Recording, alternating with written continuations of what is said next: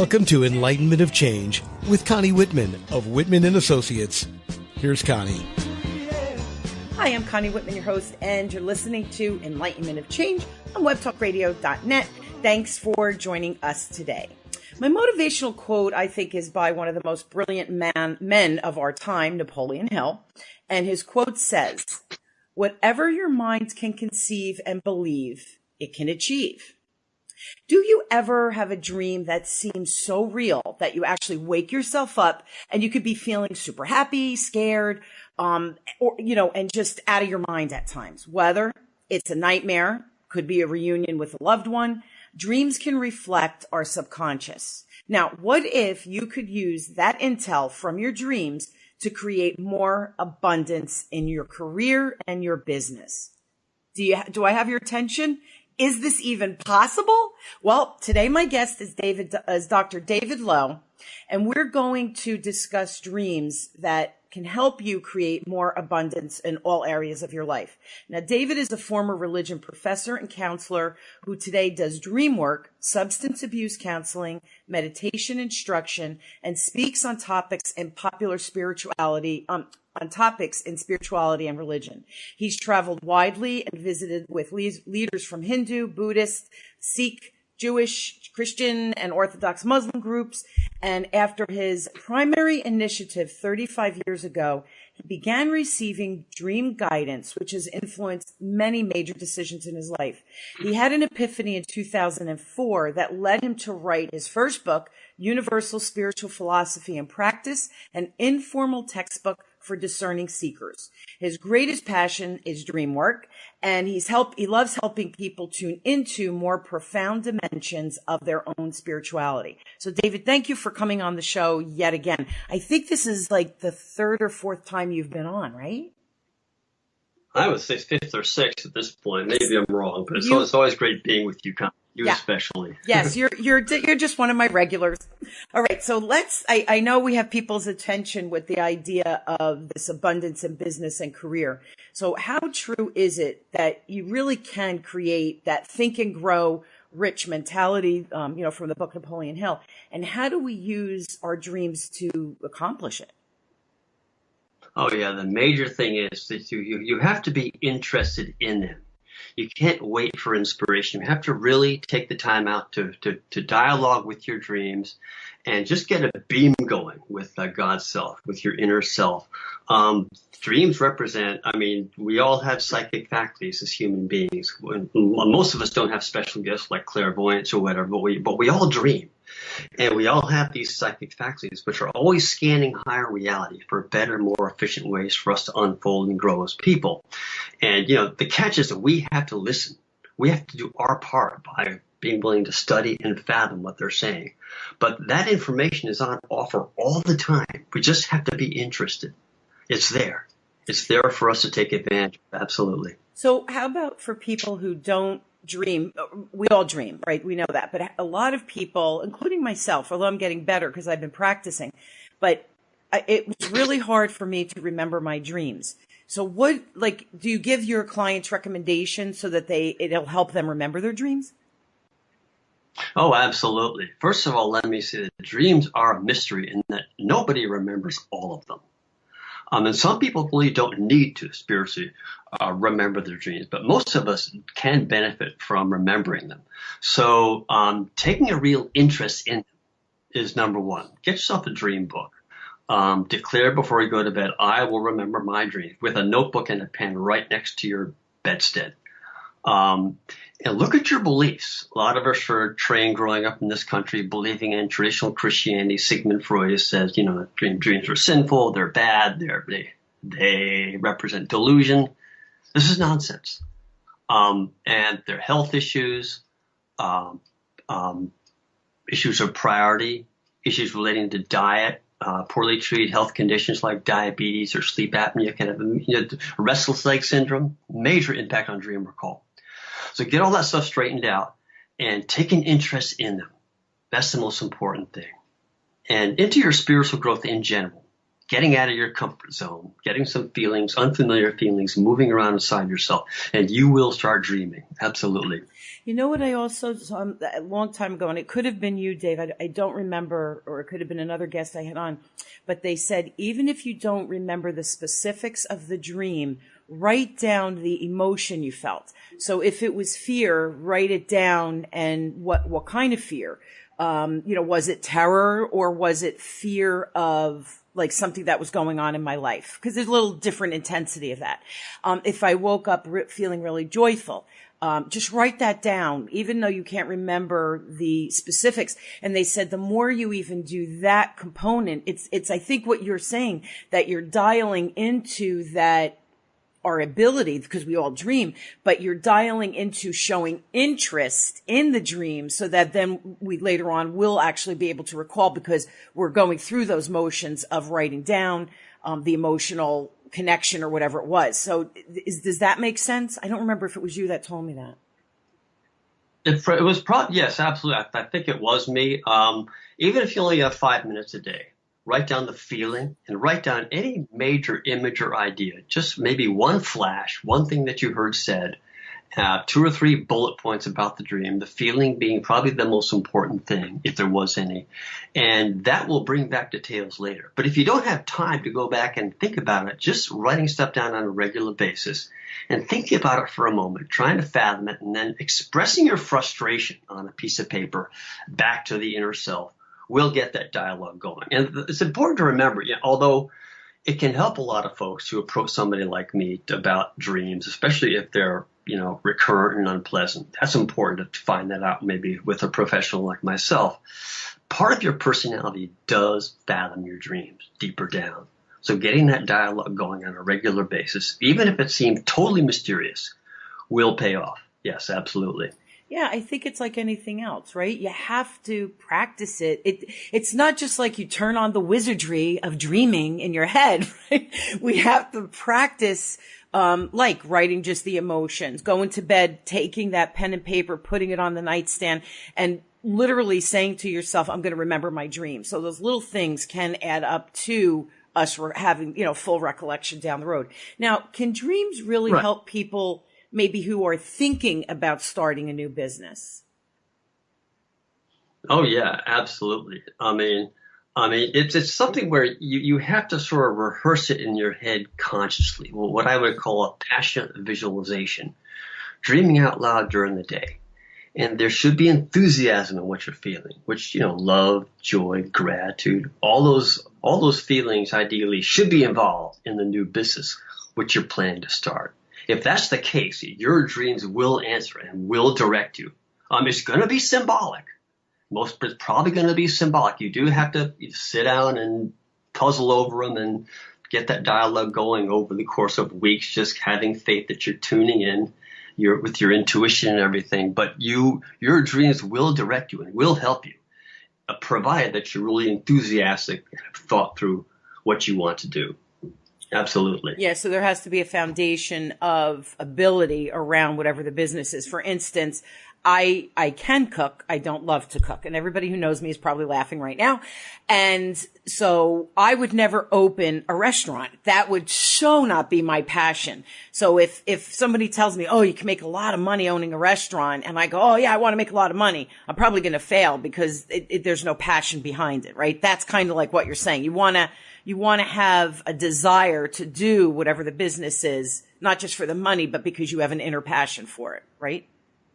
Right. Also, the nuts and bolts ability has to be there.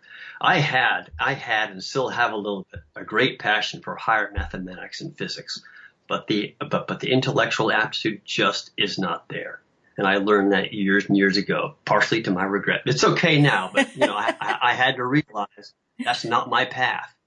Right. That's right. Yeah, and exactly. I also think that, and I think you've told me this too in the past, that as you write your dreams down, especially if you're focusing on a new business or even a new career, really, right? Should I change careers midstream? Should I go back to school to get certifications, whatever it is?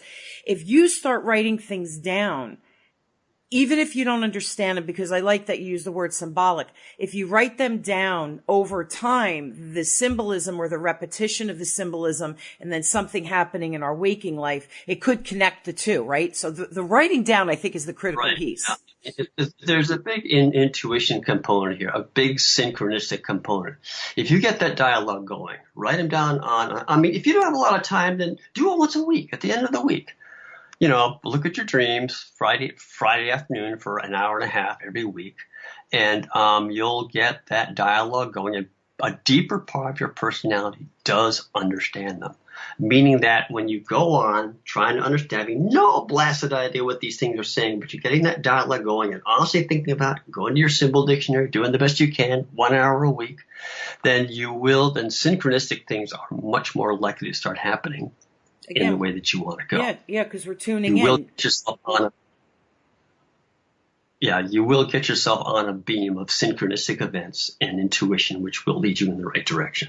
Absolutely. What's funny, David? Every time something synchronistic happens, I've said this before on the show, but I giggle to myself and I go, oh, that happened. And then surprised. And then my next thought is, but why are you surprised? Every time it happens, you're surprised, but you know that these synchronistic events happen as they should because we're tuning into the different things in our life. It makes me chuckle to myself because does it still happen to you? Like when something synchronistic happens where you go, ooh, that was a good one, Oh, absolutely. All the time. You really have to laugh at things. You have to have a sense of humor about your own mind, all the nonsense it comes up with, But, you're right. The synchronistic events are real important and you're on the beam and you can be humorous about it. And sometimes you have to take yourself in hand. That's not meant for me. You just have to laugh at your own mistakes. That's real important. Absolutely. Let me say, I am starting to do dream work online, with groups of people through Zoom and other video conferencing services. So that's available. Sometimes it helps to work with someone like me and with a bunch of other people at the same time who can help you understand and fathom your dream from a different angle. So 6 heads are a lot better than one when it comes to fathoming a person's dream. Yeah. That's available. Yeah, that's awesome because when you're in a group session too, this I think might be interesting because if you hear someone else's dreams, again, it's that focus of the mental component of our dream capability and then the recall after. So joining a group like that would probably be kind of cool too, to hear other people's dreams, which are really fascinating because of the symbolism, but also because it's like a movie, like they're little mini movies. And that could be kind of interesting to, listen to other people's stuff, right? And the very, very profound thing here is that symbols resonate between people.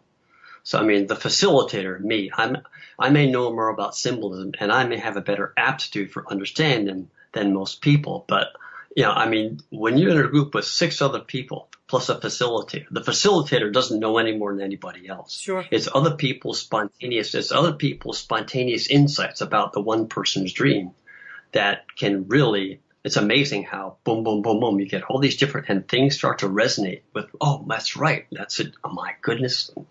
I recognize the situation now. It's exactly what he was saying. So you'll start getting insights from other people spontaneously in a group. If it's well facilitated. Yeah, and I think that's just a really cool environment because you have that energy also, but the quick firing of someone hearing my dream, right, or whatever it was, and then having whatever divine intervention or some type of intuitive connection to say, this is what happened to me in the past. That almost sounds like your dream.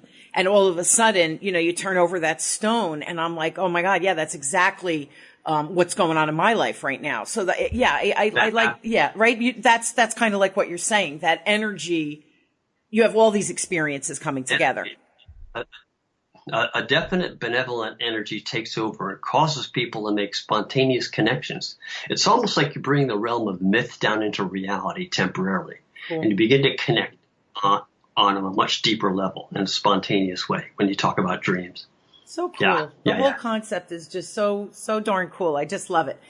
Let's take a really quick break. And then When we come back, I'd like to give you some like specific examples that people might be facing in their work life, that how a dream might, or their, dream work can actually help them come to solutions and stuff like that. Okay. So we'll talk about that when we come back. A speaker has little value to an audience unless you, the listener, is motivated and empowered to change. Connie Whitman of Whitman Associates is a renowned speaker and is an architect of change. Consultations, training, seminars, and speaking engagements are the venues where she affects change. Whether your responsibilities include customer service, sales, marketing, training, executive management, or ownership, and you are seeking change in your organization, then you need to hire Connie Whitman of Whitman Associates. Connie doesn't just fill your ears with rhetoric. She speaks to the heart and success of your business. So next time you need to hire a speaker, don't hire someone that just talks. Hire an architect of change. Connie Whitman. Just ask for Connie by calling 732-888-1420. That's 732-888-1420. Or email Connie@WhitmanAssociates.com. We're back. We're speaking with Dr. David Lowe, and we're talking about dreams and dream work. And you had a question for me, David. Go ahead. No, I didn't. I was a little stumbling over myself here. Go ahead, You're Connie. so I'm sorry. funny. That's okay. All right. So let's talk about some internal and external issues that people listening may be dealing with at work, right? So for example, let's say customers at my company aren't always really satisfied. I'm in customer service. And let's say in some cases, the customer themselves feel that they're treated really poorly. How can dreams help someone navigate kind of calming that type of situation?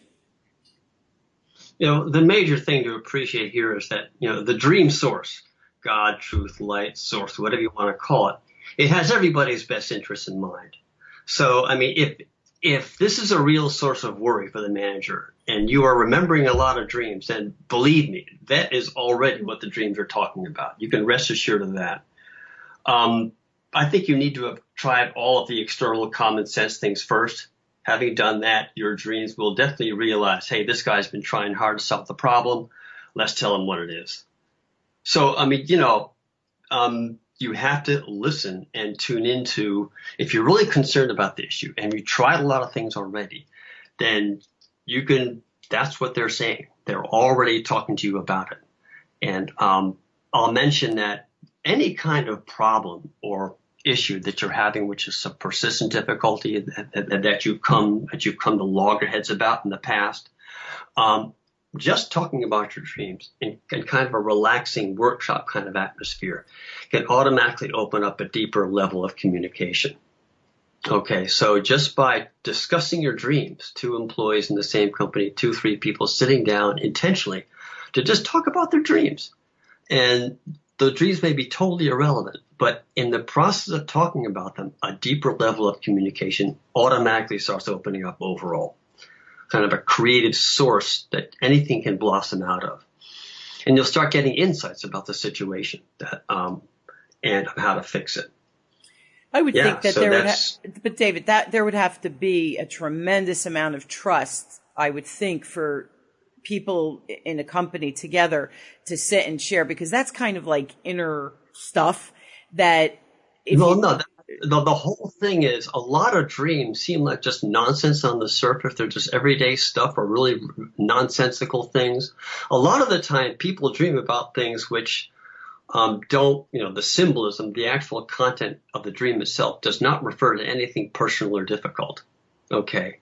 And just by sitting down and talking about these crazy things, one guy has a dream about, manager number one has a dream about his brother-in-law standing on his head at the bottom of the Pacific Ocean, right? Another guy, the administrator has a dream about taking his son to Disneyland on the planet Mars or something like that. Mm-hmm. So if those two folks, say there's a problem with like two employees who like don't get along at all. Right. They're both important. They don't get along. Something's got to be done about it. And so the manager and the vice president get together to talk about this situation, and they intentionally share each other's dreams in order to relax, in order to just kind of get into a more creative space. And in doing that, they will start to communicate at a deeper level, and spontaneous creative things will come out of that process, even though the dreams have nothing to do with the situation. But yeah, it is inner stuff, deep personal stuff, but on the surface, quite often, it presents symbolically as something totally nonsensical and irrelevant. Okay. But in the process of sharing it, that deep personal space opens up, and a creative solution can sometimes arise out of it. You know, that's yeah, really, so you can. It's so simple, David, because you know, in a corporate environment, I think we're oftentimes wound very tight, right? Because of deadlines and different goals, quotas, whatever it might be that we're held accountable to. So by taking a minute to, and I'm going to use the word silly, even though it's not silly, but to talk about dreams in a very relaxed atmosphere allows a creativity. I just think it's a cool tool for leaders, again, to create that safe environment, but to be able to enable better creativity for everybody in the room. I don't think we're creative enough at work. I think we're so regimented in our behaviors and tasks, and, you know, it's go, go, go, and check my emails and all of this stuff, which is all necessary. But I don't think we allow ourselves to look at different possibilities. So using this inner resource is just kind of cool to me. I want to go ahead. As one thing to bear in mind also is they have everybody's best interest in mind, dreams do, which means that they are going to advocate slowing down, de-stressing, and paradoxically getting more done as a result. Okay. And if the business is like of a high pressure kind of boilerplate sales situation in which the whole thing is a little bit off in terms of their ethics and good intentions, then it's going to help take the whole thing apart and break it down to something better. But for the most part, sincere businesses who want to do well, who do want to create win-win situations with their customers and for them, dreams will help relax everybody. The obstacle is getting over this idea that dreams are nonsense. But being able to bring the whole thing in kind of a workshop capacity, intentionally sitting down with the knowledge ahead of time that dreams can help because they create this spiritual, relaxed atmosphere. You know, and just to talk about dreams, and things will spontaneously start happening that help and create new situations. You know, indirectly. Yeah. And David, logically, right? If we can just calm ourselves down and slow ourselves down, I think it allows us to think more clearly as a whole, let alone decipher, you know, these symbolic dreams and how it could be impacting or sending us messages for work, career, you know, personal connections, etc. So if someone is having, now here's a situation, right?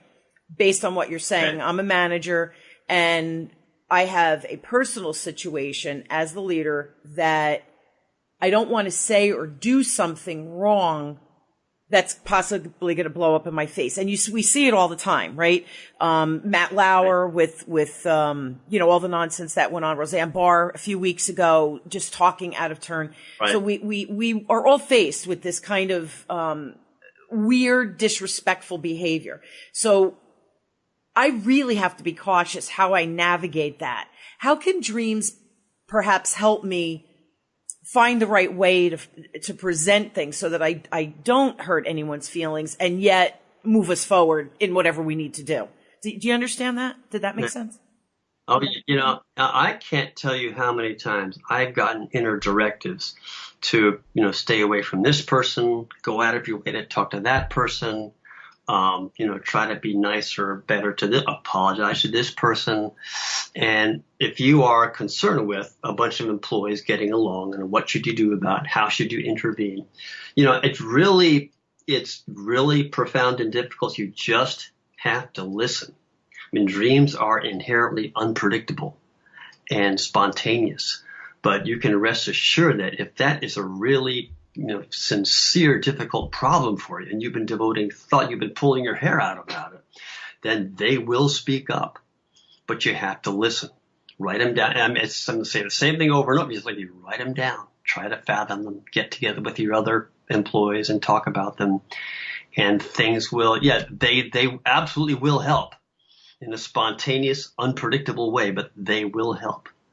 I mean, yeah, you can't really, doing affirmations and so forth helps a lot. But yeah, you can do affirmations, you can do auto suggestion, all these things to help program yourself behave better and be nicer. But by doing that, you're asking the dream to help you out. So when you do those things, you do pray, you do affirmations, the dreams will respond in an unpredictable, spontaneous way. And you have to listen and tune into them. Yeah, absolutely. And that kind of situation more than anything else in my experience. Because it's sincere and I think emotional. You feel the intensity of it. And would the dream, let's say I have 3 people that report to me and there's animosity within my team. You're right. saying, so if I'm understanding, you're saying that the dreams can guide me how to deal with each of the 3 individuals separately as perhaps as well as within a team environment. Yes? Oh, yes. Oh, yeah, absolutely. If you listen, use your intuition, your spontaneous judgment, and just hold the symbols in front of you, puzzle over them with all your might, and just kind of feel into it. And just having been in this dialogue with this whole situation for like the last 2 weeks or something, you will be far more likely to come up with a spontaneous positive solution. I mean, again, just by talking about, in the way of putting them, putting everybody at ease in the meeting, just talk about your dreams, Yeah. It's like the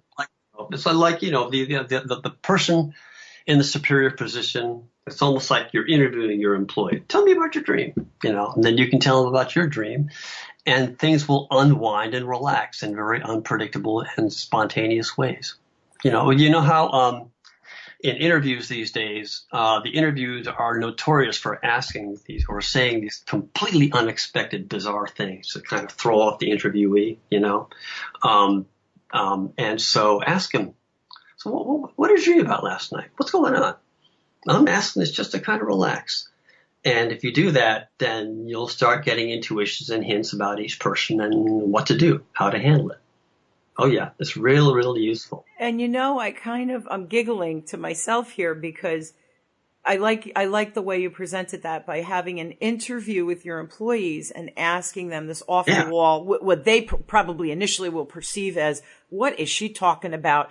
Because I'm asking them about their dreams, right? So, but exactly. You get the head tilt going, like, what is she talking about? And then what you can do, you can say, hey, listen. I'm sorry, I don't know what to do about this, but this is an interview technique, okay? So just kind of go with it and then ask them, what's your dream? What are you dreaming about? That's kind of a way to break the ice about the whole situation between a manager and an employee. Yeah, it really works. I think that we are becoming more aware of our inner voice as a world, right? Like it's more commonplace to even be talking about this, right? Even in the business world, we talk about this kind of stuff. I had a meeting with a client yesterday, and we were talking about sales and service. How can we better serve our customer? And really, that's what we should be doing all the time. And I said I think it goes down to people's beliefs. That they feel like they're gonna hurt the person or they're being too pushy if they ask a question. But if they're coming from a really helpful place, how could that ever be so, right? But see, I used the word belief in a meeting with a client and he was like, I agree. There was no weirdness using that word, where I know in my business, if I had used that same phraseology with a client 10 years ago, they would have been like, okay, you're a kook. I don't even know what you're talking about. So I think this intuitiveness is really, really important, what we're talking about. Yeah, of course, it really depends on the industry, too. Well, these big, huge manufacturing, blue chip kind of industries with these guys who are making $1.5 million a year and so forth in their big offices, their big corner offices, and their old traditional patrician masculine attitudes. It can be more difficult, but in smaller business situations where there's more fluidity, a feminine element involved, up in management, it's easier. You really can make those connections. Do you find with your clients, we're almost out of time, but I'm curious, do you find with your clients that women, men, younger, older, is there, who's more open to this whole kind of 9 out of 10 people that I've dealt with in dreams are women. Really? They're all almost everybody. 8 out of 10 people are ladies because they are more inherently open to relational, intuitive kinds of things than men are. Any spiritual teacher will tell you that. I mean, at the higher mystical levels, maybe not so, but at the beginning levels of deeper spirituality, women have it hands down, just intuitively. So, yeah, I mean, women a lot more so than men. Young people, of course, are more open to this kind of thing than older people are. People in smaller, more interactive industries, people in the tech industry, creative people, advertising, art, all that sort of thing is going to be more dream intuition oriented than people in older, big manufacturing businesses where this sort of thing is needed more than anything else. Yes. Yeah, I mean, hopefully all this sort of thing will work its way up into the more rigid hierarchical elements of our society. Well, and here's the thing, David, as the, old timers start to retire that are more set in their ways, it is what it is. As we age, we certainly get more set in our ways. And that's not a criticism. I know that with myself.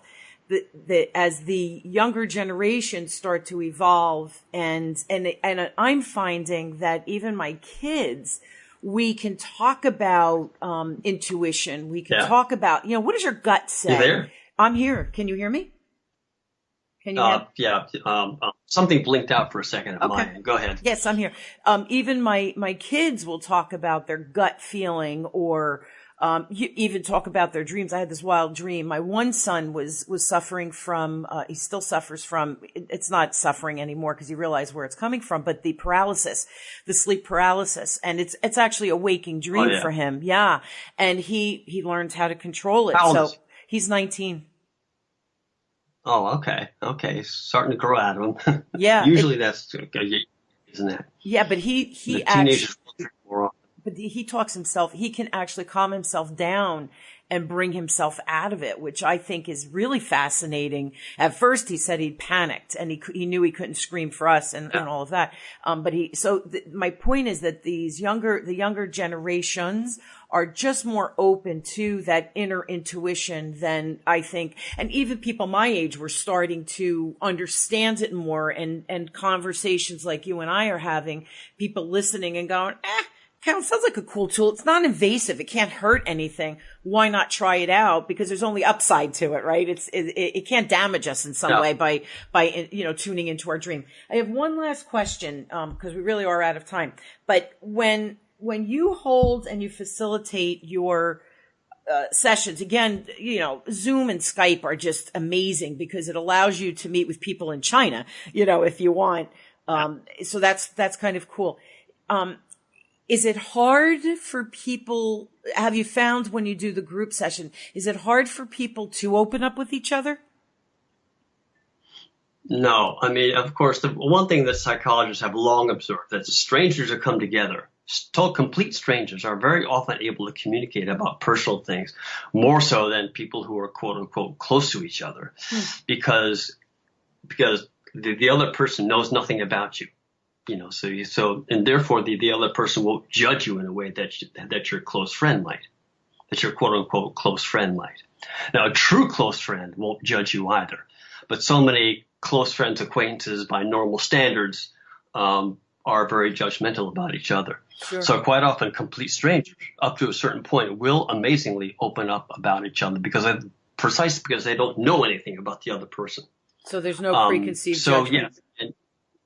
Right. And again, when we start talking about dreams, there's an automatic descent of this mythopoetic realm of a spirituality, which wasn't there before. A deeper level of communication opens up. So cool. Let me say, yeah, it's true. It's true. So guys, if you're interested, because we are out of time, but if you're interested, go to Dave's website. It's www.davidlow, and that's LOW, and then M like Mary, S like Sam, and then PhD.com. Or you can email him at david@worldspirituality.com.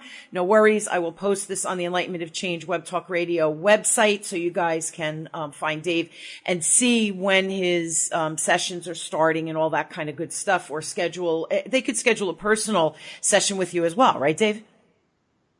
Absolutely. Yeah. Through writing, Skype, personally. Absolutely. Okay, cool. Very good. So you are accessible.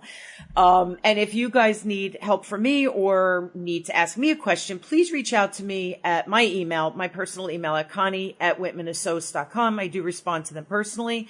And also if you go to my partner and my website, our Wisdom Decoded site, www.wisdomdecoded.com. We are still offering our free communication style assessment. Check it out. You get a little report, and then you can email me and we can discuss, I put you in my petri dish, and we can discuss how maybe you could communicate even more effectively at work as well as at home.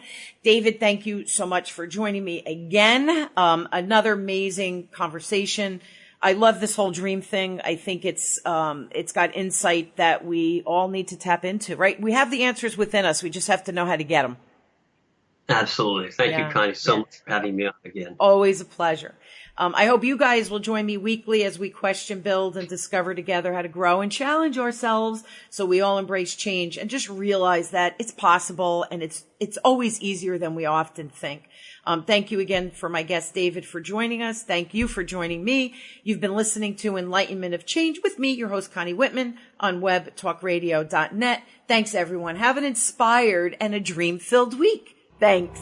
You've been listening to Enlightenment of Change with Connie Whitman of Whitman & Associates. To learn more about Connie, visit her website, whitmanassoc.com. Thank you for tuning in. We're glad you were here.